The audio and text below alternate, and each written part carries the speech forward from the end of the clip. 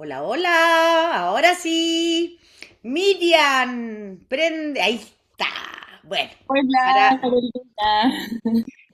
para nosotros como Escuela Yoti es un placer y un honor ponerlas aquí con Miriam. Miriam es una alumna de la maestría para profesores Yoti, así que próximamente será una profesora de la escuela, pero además Miriam tiene una trayectoria que nos va a contar hoy día. Cuéntanos, Miriam, quién eres, qué es lo que haces en tu día a día y por qué vas a hacer este conversatorio que tiene un nombre hermoso que es el arte de criar. Así que cuéntanos, Miriam.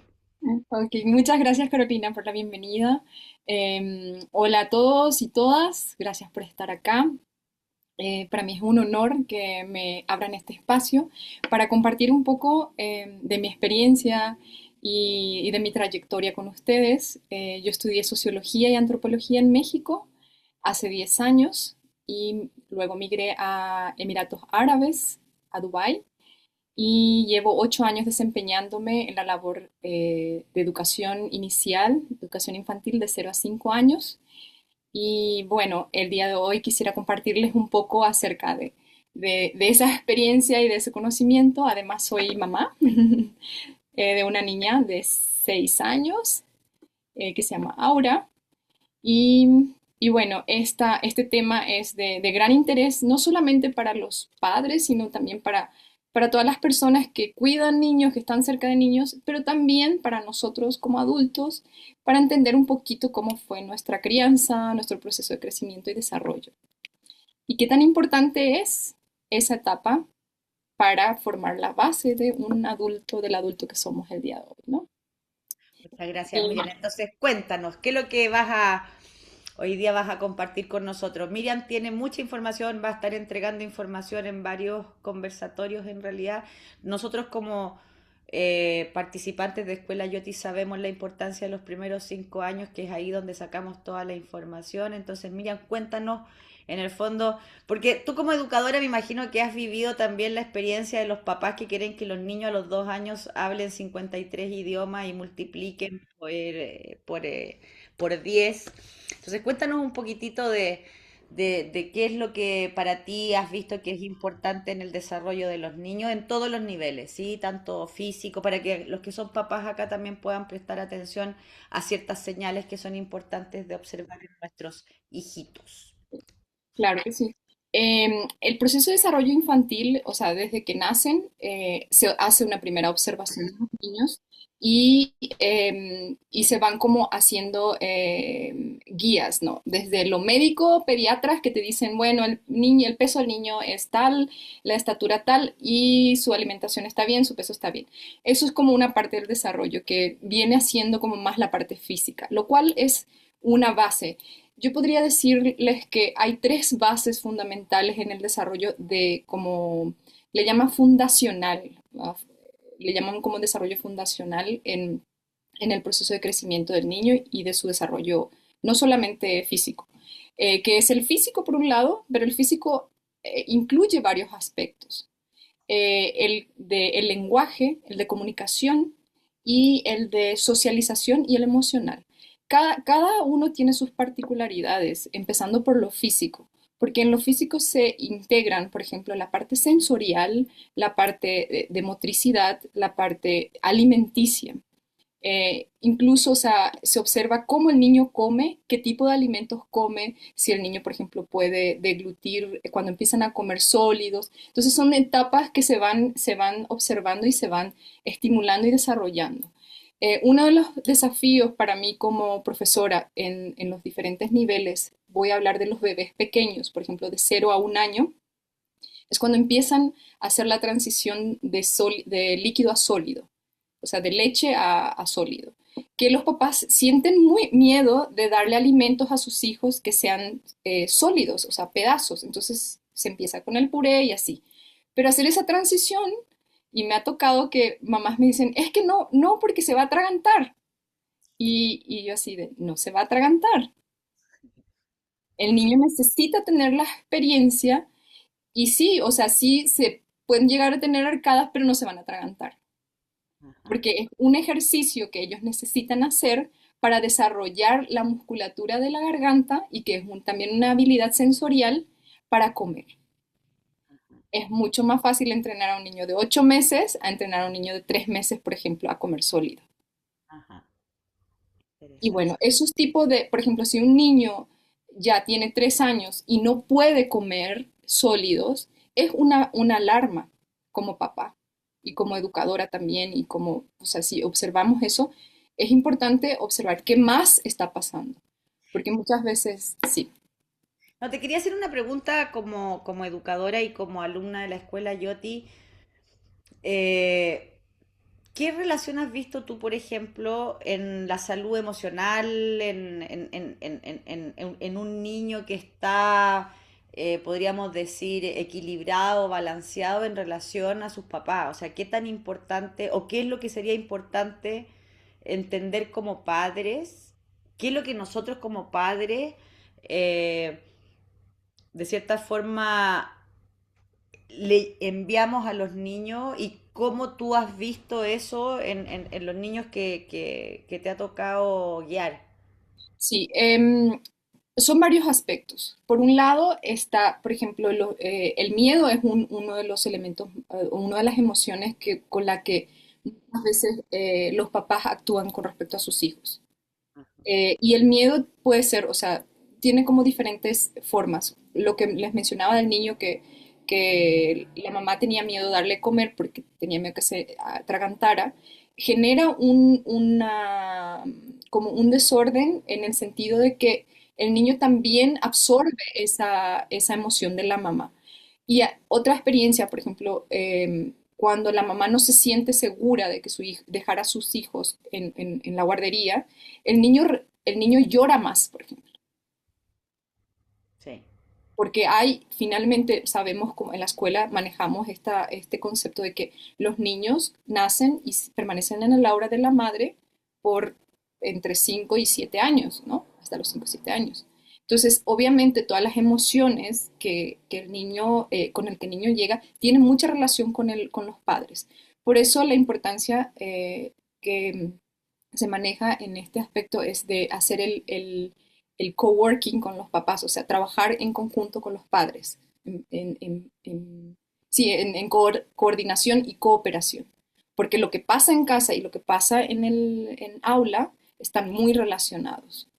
Y cuando tú estás frente a niños que, por ejemplo, son más disruptivos dentro de la sala de clase, ya teniendo la información, como ya digo, de la escuela, ¿tú has podido notar que estos niños de una u otra forma están mostrando síntomas o situaciones que ellos están absorbiendo del entorno de los adultos que están en sus hogares? Ojo que Miriam, además, un dato, ella es educadora en Dubái, ¿ok? Dubái para nosotros, o sea, es Musulmandia.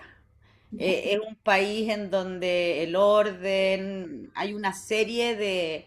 eh, es un país en donde una vez conversábamos con Miriam, en donde está prohibido que se grabe, entonces si hay algún conflicto en un colegio, independiente de que hayan cámaras, los padres no tienen acceso a esas cámaras y todo es cárcel, entonces hay un nivel de represión enorme y una idea de cómo comportarse que, siendo súper honesto, es mucho más rígido que en Catolandia, de cierta forma. Entonces, cuéntanos un poco de qué es lo que tú has visto en estos niños que de pronto tienen permiso allá en Dubái a pegarle al compañero o a la compañera y expresar esas emociones y eso habla un poco de cómo se manejan las familias de forma interna.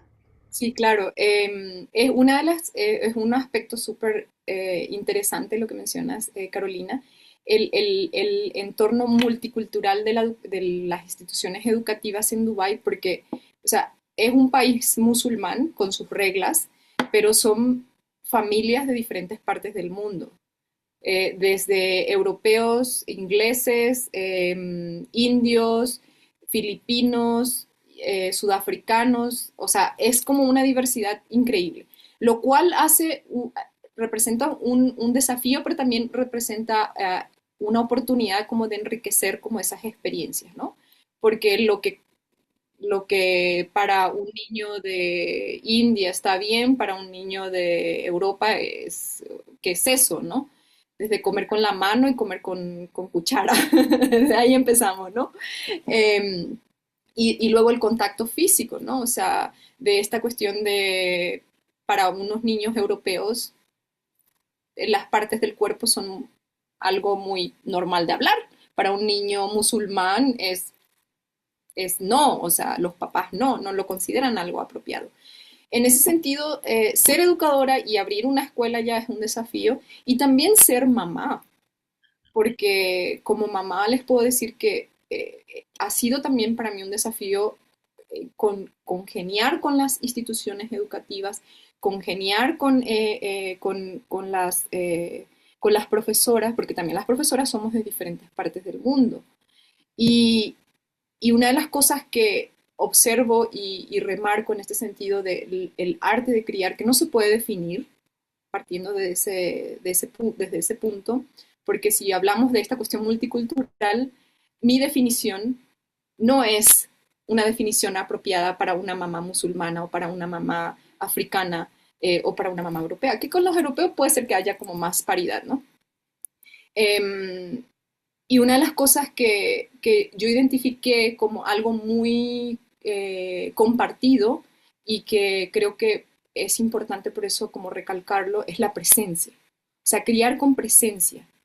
Eh, ¿Qué pasa con los papás en ese contexto? Y creo que en el contexto mundial en general, es que la demanda del ritmo de vida que llevamos es muy acelerado, mucho trabajo o estudio, y la presencia del padre es como, está muy limitada, en el sentido que nuestro tiempo dedicado a nuestro hijo, una presencia, como se diría, como presente. Y de calidad, me imagino, porque aunque sea a lo mejor el amor no tiene nada que ver con la presencia, pero el tiempo que podemos pasar con nuestros hijos, cuántos de las personas, yo ya, mis hijos ya están grandes, pero cuántas veces estamos en la casa pensando y no estando presentes, como tú bien dices, en esa relación con nuestros hijos, porque tenemos, está el cuerpo, pero como que la persona no está producto justamente de todas estas exigencias. De estas exigencias y de este ritmo, y pasa mucho, y eso es una de las cosas, uno de los desafíos en ese contexto multicultural, donde mamá, papá trabaja, eh, los niños están, por ejemplo, con un tercer cuidador, una nanny por lo regular, y no solamente en el contexto de los inmigrantes, sino también en el mismo contexto de los nacionales. Eh, y yo creo que es uno de los grandes desafíos en general en la sociedad moderna, porque mamá, papá trabaja para poder sostener una familia. Y bueno, ¿y cómo podemos generar justo esas estrategias de presencia? Eh, Ahí es cuando encontramos como esta oportunidad también de nosotros de crecimiento y esta oportunidad también de, estamos, no estamos educando conductas, sino más bien cómo podemos acompañar el desarrollo de nuestros hijos, proveerles de estas herramientas tanto emocionales, también proveerles como de estas oportunidades para que ellos tengan estas habilidades físicas y también aprendan, por ejemplo, a comer sano, a escoger comidas sanas, hacer elecciones más saludables, entregándoles información. Y esa información también parte de nosotros.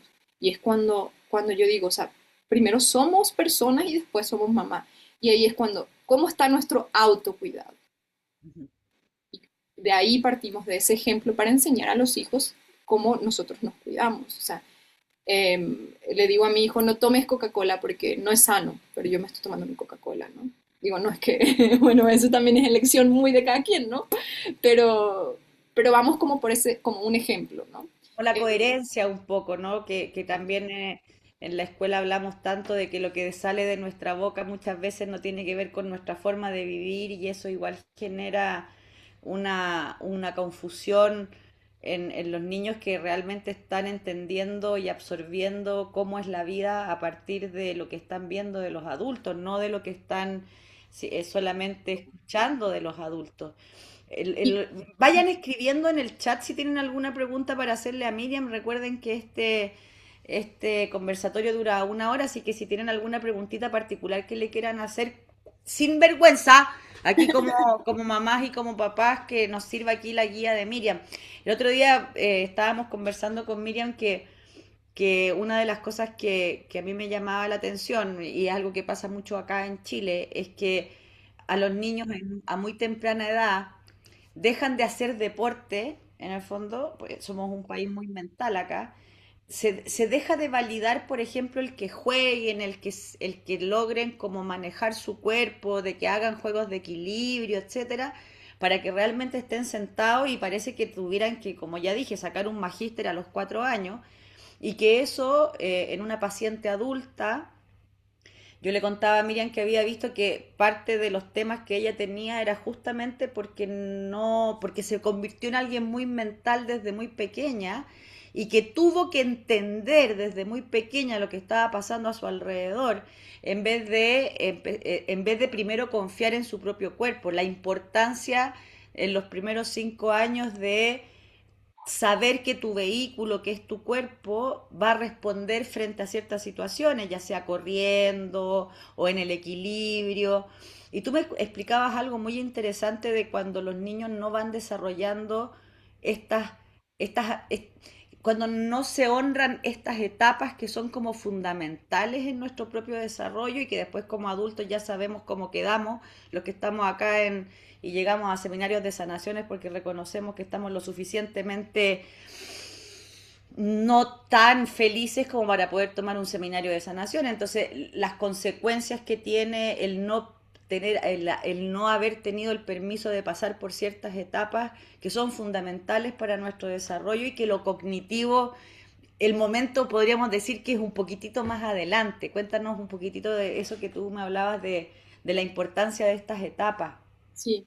Em, Muchas veces ya yo creo que hay como más desarrollo de conciencia al respecto, pero este proceso de, por ejemplo, el gateo, que cuando los niños se saltan como esas etapas, muchas veces dicen, no, mi hijo es súper listo, él no gateó, él se fue directo a la caminada. Y es así como de, ok, hay Hay que ponerlo a gatear. que ponerlo a gatear. No, pero sí, o sea, son como conexiones neuronales que se generan a través de estos movimientos físicos. Por ello es que el estímulo que le llaman la estimulación temprana tiene una razón de ser. O sea, no es algo que se creó nada más para que, bueno, sí, es algo que se paga, pero no, no es solo eso, o sea, sino tiene una razón de ser. Claro, hay estimulaciones que nosotros podemos hacerlo como papás en casa a nuestros bebés desde chiquitito. El hecho que le pongas un bol de frijoles y el niño meta las manos ahí es una estimulación. O sea, también hay como esta parte de cómo podemos nosotros hacer cosas en casa, ¿no? Y con respecto a esta coherencia también lo que quería mencionar, Carolina, es que no solamente tiene que ver con ese ejemplo que ponía de la alimentación, sino también la parte emocional, ¿no? Yo le digo a mi hijo, no te enojes, y yo estoy más enojada. Invalido su emoción, pero yo sí me puedo enojar, ¿no? Entonces, caemos como, o sea, esa tendencia a caer en esa incoherencia cuando estamos acompañando el desarrollo de nuestros hijos, ¿no? O de los niños en general. Y no solamente, toda la estructura social que se arma a partir de, de esos principios donde el adulto es lo importante, no el niño. Cuando se dice, hay que voy a darle voz a los niños. ¿Que acaso los niños no tienen voz? ¿Que acaso los niños no tienen lenguaje?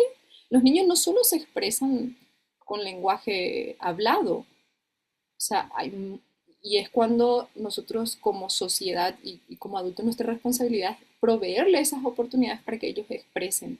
Y expresan no solo lo que sienten, expresan cómo entienden el mundo, expresan cómo aprenden, y todas estas herramientas que a ellos les permiten expresar eso es lo que nosotros como adultos les ofrecemos. Y, y la, No, sí, sí, sí, pero es que estaba como con una pregunta, pero dale, dale, cuenta. y la validación de esa expresión, por un lado, y la validación también de sus emociones, son algo que se van acompañando de manera conjunta. Y ahí es cuando, como adultos, eh, reflejemos, reflexionemos sobre nuestra propia validación, ¿no? Sé que tanto nosotros nos validamos como adultos cuando sentimos enojo o cuando sentimos rabia o cuando sentimos tristeza. Muchas veces nos invalidamos. Ay, no, que no sé qué. Y no.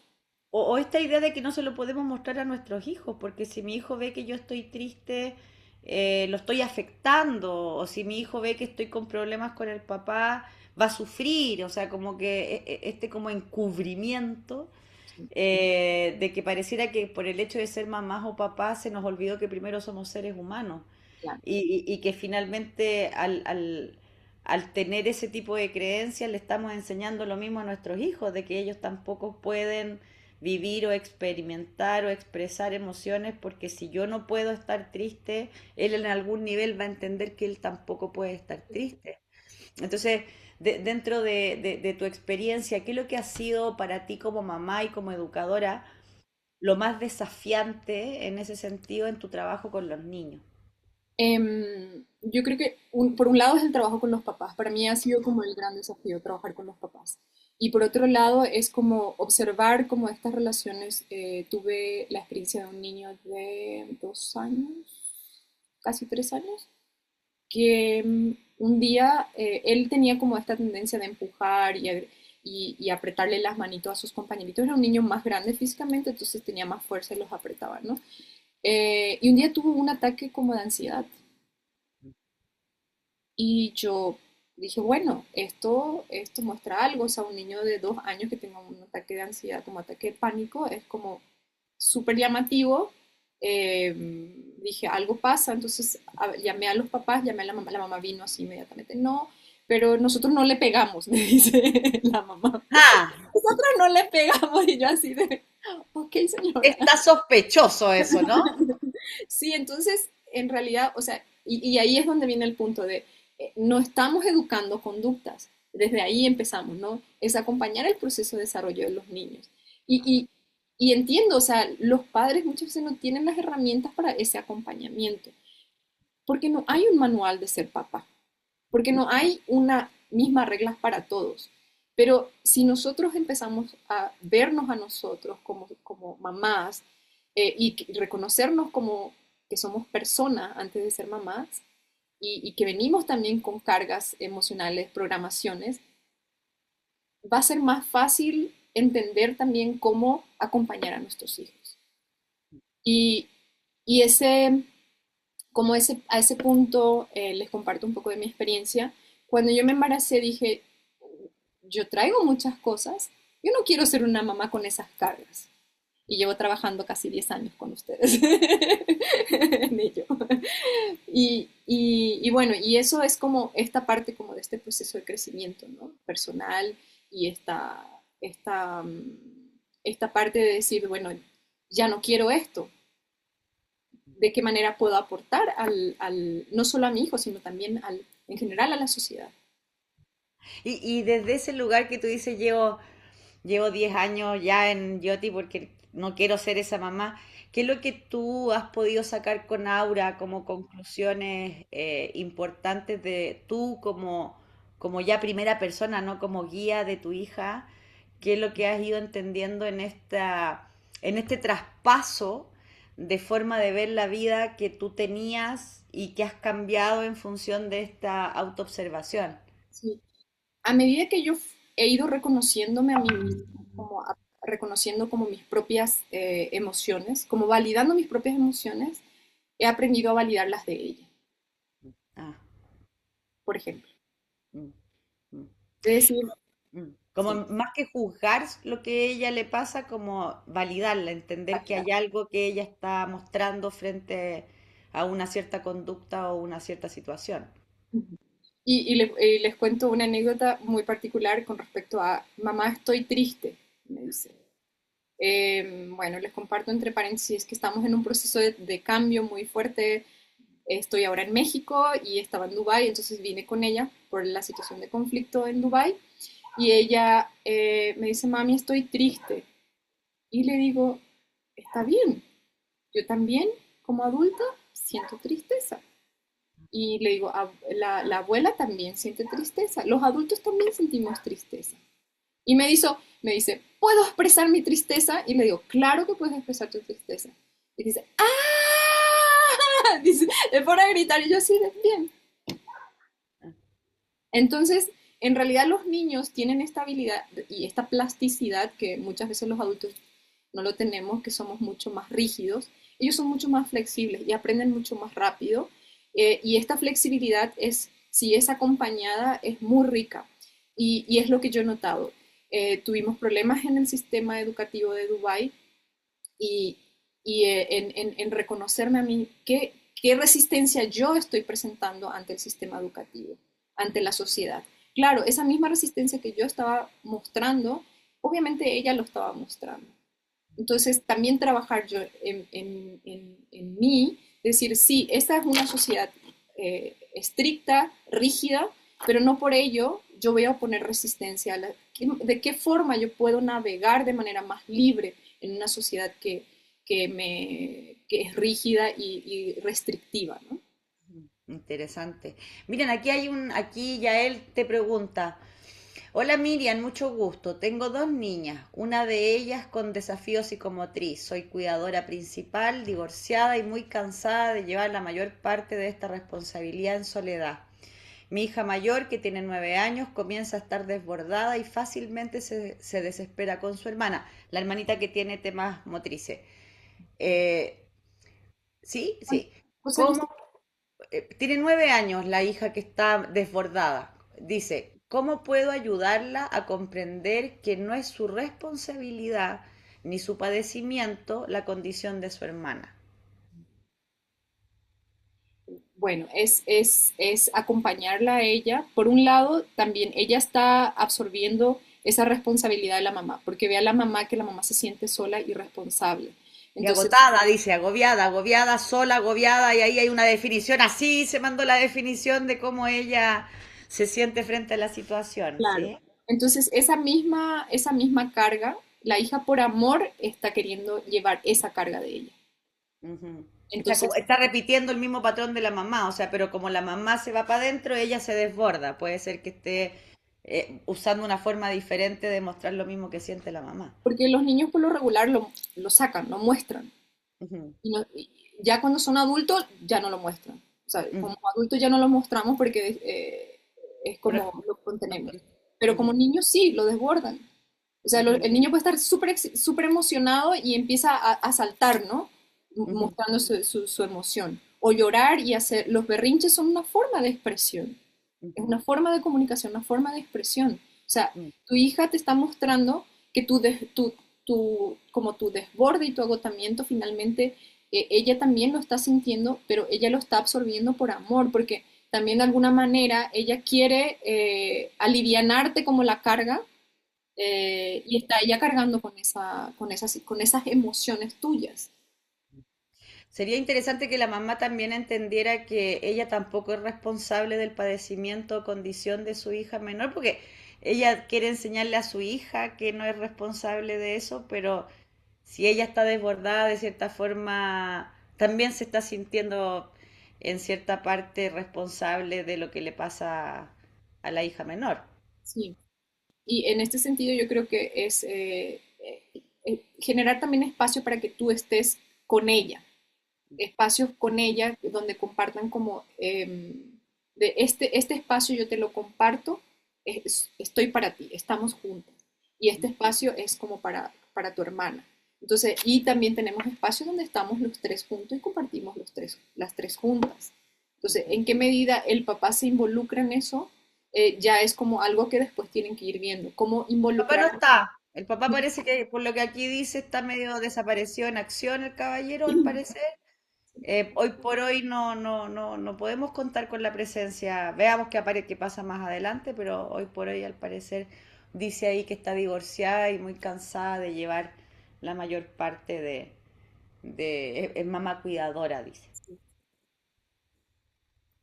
Y cuidarse a ella misma. Creo que también como tener ese tiempo para ella, como necesito mi espacio, encontrar como algo que a ella la regrese como a ese espacio de tranquilidad y de centro, ¿no? Y hay diferentes formas, o sea, para cada persona funciona diferentes cosas. Hay personas que le gusta ver la tele, hay personas que les gusta caminar, le gusta hacer ejercicio, cocinar o coser, pintar, no sé. Son, y ahí es donde viene la autoobservación, ¿no? Como papás y como adultos, ¿qué es lo que te regresa como a tu centro, ¿no? O sea, como eso que tú, entonces, nuevamente como una conclusión de la importancia del bienestar emocional de los papás, que no podemos esperar a que nuestros hijos estén tranquilos y felices si nosotros estamos abrumados, ¿no? Como que, ¿cómo le vamos a enseñar a relajarse si yo no me sé relajar? En realidad, entonces eso que tú hablas como de la autoobservación como adultos para, primero para nuestro bienestar, pero también en este rol de guianza y, claro, y de acompañamiento de los niños. Ujú. Así es. Ujú. Hay otra pregunta de Claudia, dice, y cuando ya estas cargas están en nuestros hijos, ¿cómo los podemos apoyar? Yo creo que es un poco amplia la pregunta, ¿no? Yo creo que ahí sería interesante que Claudia nos diera un ejemplo más concreto porque independiente de que ya sea igual Miriam va a dar una respuesta general. Los niños nos muestran también temas tremendamente puntuales, o sea, son como literalmente espejos de, o sea, lo que acaba de contar ya él de que ella está abrumada y cómo ayuda a su, y que ahora, pero no lo dijo con esas palabras, pero describió que ella está abrumada y después habla de que su hija está abrumada y que quiere, entonces, evidentemente ella también está viviendo el sentirse abrumada, es algo bien puntual, bien interesante, como ahí se genera un espejo directo en relación con el niño, pero la pregunta de Claudia, y si puede nos amplía un poquitito, porque esto es interesante para que saquemos también soluciones concretas para cada una de ustedes como mamás, como cuidadoras, como abuelas, como etcétera. Dice, y cuando ya estas cargas están en nuestros hijos, ¿cómo los podemos apoyar? Claro. Em, Estamos hablando de niños, estamos hablando ya de adultos, ¿no? También es importante considerar eso, porque cuando ya estamos hablando de adultos, finalmente el adulto ya es responsable en cierta medida de sus propias decisiones, ¿no? Y ahí también es importante que como papás nos quitemos un poco el chaleco de la culpa, ¿no? De que somos culpables de que nuestros hijos hayan crecido de esa manera. Y voy y retorno a esta cuestión de las herramientas, ¿no? ¿Con qué herramientas contamos como papás? Si no contamos con las herramientas para proveerle como enseñarles este balance, este equilibrio, porque no lo sabemos, no podemos, o sea, criamos con lo que tenemos. Y ahí Y que está las busquen. Y si se dan cuenta que no tienen las herramientas, que las busquen, ¿no? O esa es la sea, oportunidad, justo voy a ajá. eso. Y esta es la oportunidad justo de estos conversatorios y los felicito por estar acá. Finalmente, eso habla de que están buscando, o sea, no existe el papá ni la mamá perfecta, pero mejorar en ese rol y mejorar como en esas herramientas para guiar a sus hijos. Y también en ese proceso ustedes están aprendiendo y están sanando. Eh, y si los niños ya están como en ese proceso, se puede trabajar, claro que se puede trabajar. Y es, como decía hace rato, los niños tienen una plasticidad impresionante. O sea, si aprendieron algo, lo pueden desaprender igual como nosotros los adultos, la neuroplasticidad, ¿no? Seguimos aprendiendo hasta que dejamos de existir físicamente, ¿no? Y no solamente físicamente, ¿no? O sea, seguimos aprendiendo igual y evolucionando. Entonces, en ese sentido, yo creo que considero que es evaluar cuáles son los elementos que considera la mamá que el niño ha aprendido y cómo ofrecerles herramientas alternativas, ¿no?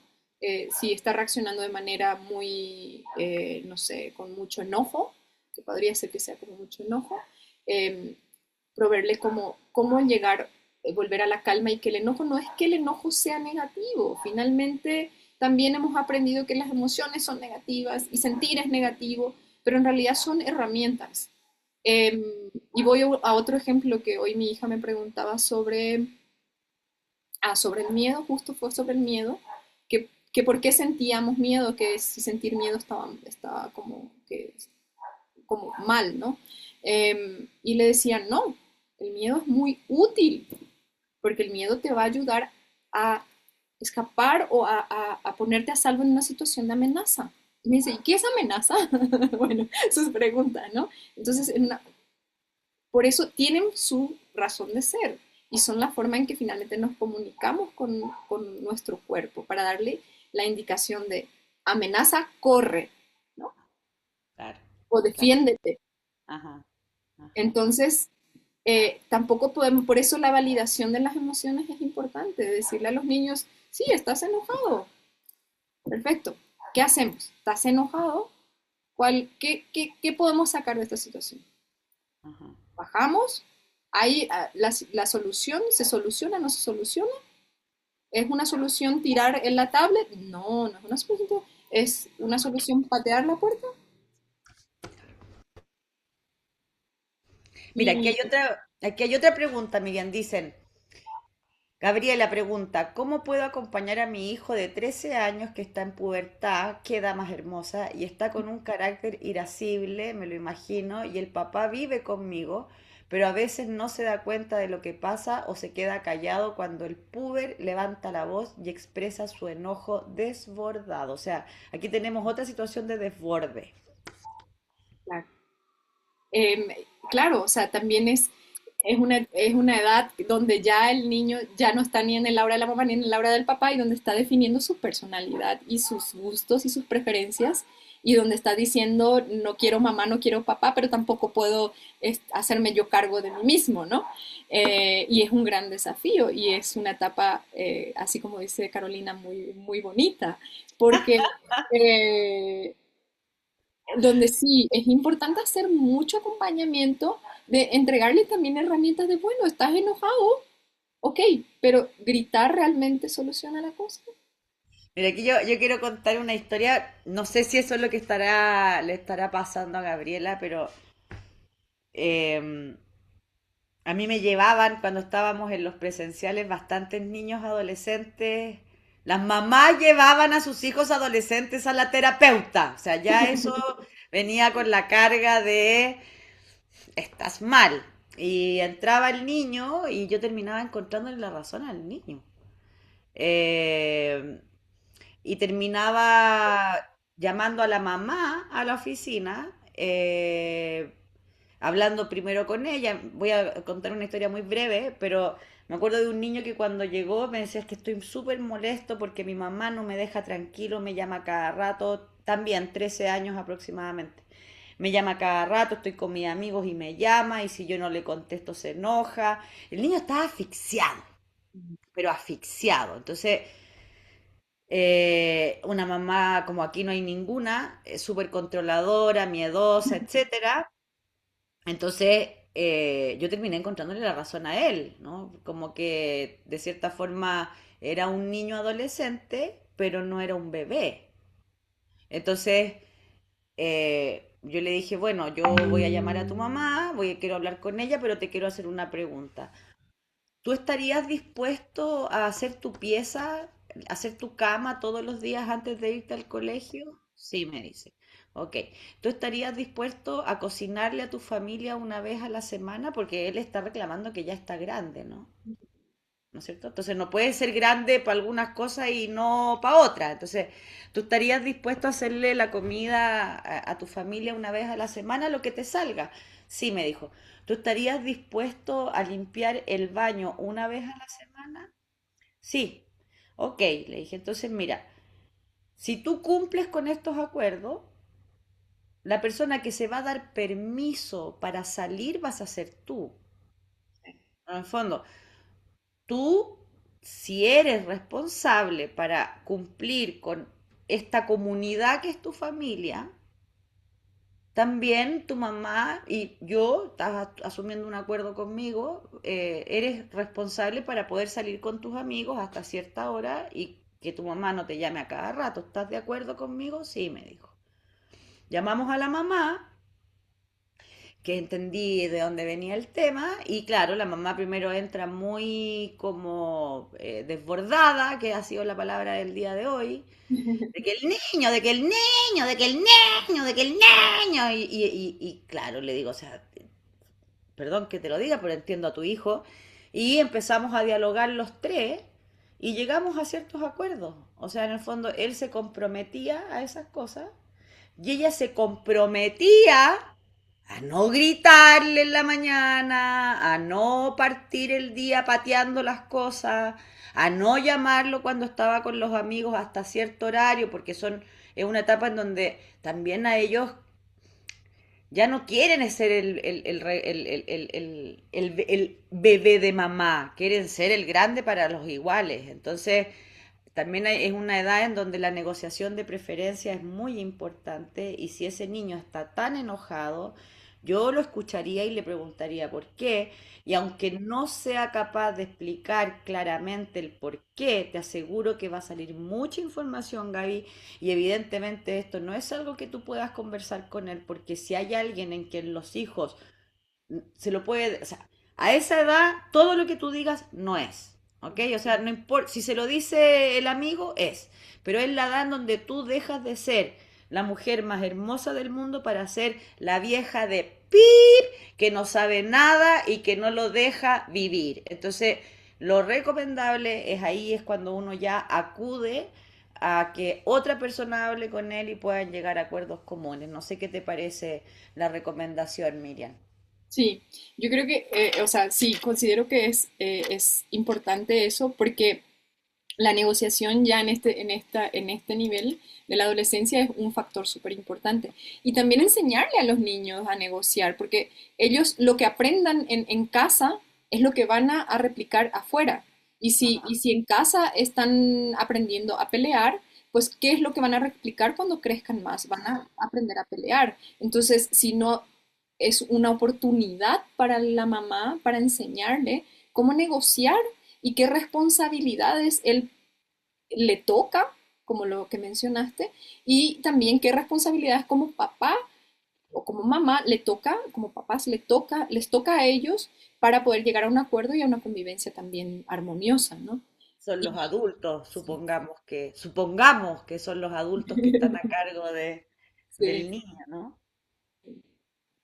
Aquí hay otra pregunta, dice Alma, dice, hola Caro y Miriam. Miriam, ¿de qué manera recomiendas guiar a una niña cuando niña de 5 años que miente? Le Ah, gusta mucho platicar, tiene mucha imaginación, pero algunas veces en su conversación no es verdad. ujú. Está experimentando, por un lado, porque los niños experimentan, pero también en el entorno ellos aprenden, los niños aprenden lo que ven en el entorno. Entonces, si ellos ¿Quién bien... está mintiendo de los adultos alrededor del entorno de esa niña? Y, y bueno, y también en qué contexto se da este proceso de mentira, ¿no? Ajá. Y es importante que la niña aprenda que finalmente las mentiras tienen consecuencias y esas consecuencias pueden ser muy dolorosas, ¿no? Y cuando le mostramos eso a los niños, que pueden ser con ejemplos muy sencillos, yo Los también... cuentos, Pedrito y el lobo. Los cuentos. Sí, yo tuve ese proceso con mi hija y la forma en que lo trabajamos fue demostrarle cómo la mentira duele, Ajá, con la experiencia. ajá. Y ella empezó porque cuando empezamos en la escuela a tener como estas disrupciones con el sistema educativo, ella nos empezó a mentir, ¿no? Que ella decía, no, es que fulanito hizo tal cosa. Em, y volver a generar como esa confianza para que ella nos dijera la verdad, primero fue de, no decimos mentiras. ¿Y por qué? Porque las mentiras duelen. ¿Y por qué? Eh, Entonces hicimos un ejercicio con ella de, mañana vamos a ir a comprarte el perrito, no sé, ejemplo. Y no fuimos. Y mamá, ¿y el perrito? No, pues no, no te voy a comprar el perrito. Lo que te dije fue una mentira. ¿Y por qué me mientes si la mentira duele? O sea, fue así como ella capta muy rápido los conceptos y lo voltea. O sea, es como los niños tienen esa habilidad. Entonces, es cuando los adultos nos toca ser coherentes con lo que decimos y con lo que hacemos, porque ellos constantemente nos están observando y los niños son sumamente psíquicos, ven más allá de lo que decimos, Así es. básicamente. Otra pregunta, Ángeles dice, Mi sobrina tiene 5 años, pero por todo hace berrinche, más cuando está con su mamá.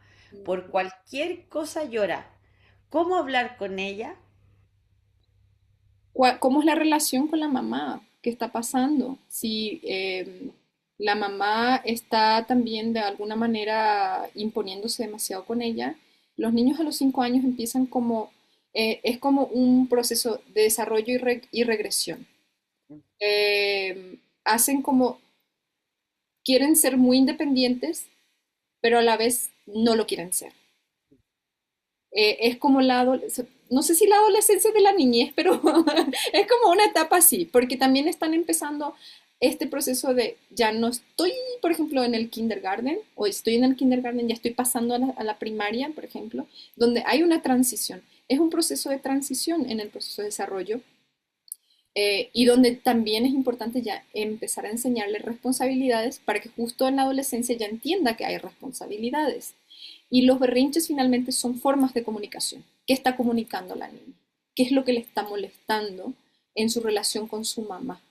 Porque también hay una cuestión de manipulativa, a lo mejor de esa manera ella obtiene algo que la mamá le dé, O o más que, o más que manipulación, lo que está buscando es llamar la atención de su exacto, mamá, porque a lo llamar la mejor atención. siente que la mamá no le está prestando la La atención atención. en esta niña, bebé, adolescencia, me encantó, en esta adolescencia de la niñez. Por un lado quiere ser grande, pero por otro lado sigue siendo una niña de 5 años que sí quiere esa atención de la mamá y a lo mejor siente que no la está recibiendo. Y ahí vamos otra vez a lo que hablábamos al principio, ¿no? De la presencia. O sea, puede ser que está presente físicamente, pero no emocionalmente, como la niña lo está demandando. Así es. Súper interesante, Miriam. Y Pili dice, buenas noches. Es para Miriam. Miriam, ¿te resuena la expresión nada por los hijos y todo con los hijos? Yo no entiendo eso, ¿ah? Nada por los hijos y todo con los hijos. O todo por los... Nada por los hijos y todo con los hijos. No, a mí no me resuena. No la entiendo. Eh, yo creo que son como dichos, ¿no? De esta cuestión, es un poco como esta entrega en el rol, ¿no? Así lo veo como lo que está expresando, ¿no? O sea, que la mamá muchas veces se posterga o los papás se postergan por los hijos, ¿no? Y en ese sentido habla como de esta cuestión de no postergarse como por los hijos, pero a la vez es como estar presente, o sea, como esta crianza con presencia, ¿no? Súper interesante. Bueno, queridísimo grupo, Miriam va a estar con nosotros.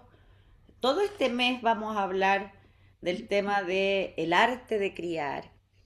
Entonces, los invito y las invito a escribir en el grupo de miembros qué temas les gustaría y no sean miedosos, como ya hemos hablado, dije miedoso en vez de decir vergonzoso y otras palabras. Cuenten sus historias porque la única forma en que Miriam los va a poder ayudar a encontrar una solución concreta a algo que puedan estar viviendo es contando, ¿no? Mi hijo me dice ta, ta, ta, ta, porque todos los niños son distintos. Cuando estamos frente a un niño estamos frente a un sistema familiar, no es él solo, aquí hay un sistema familiar que hay que abordarlo de forma muchas veces única.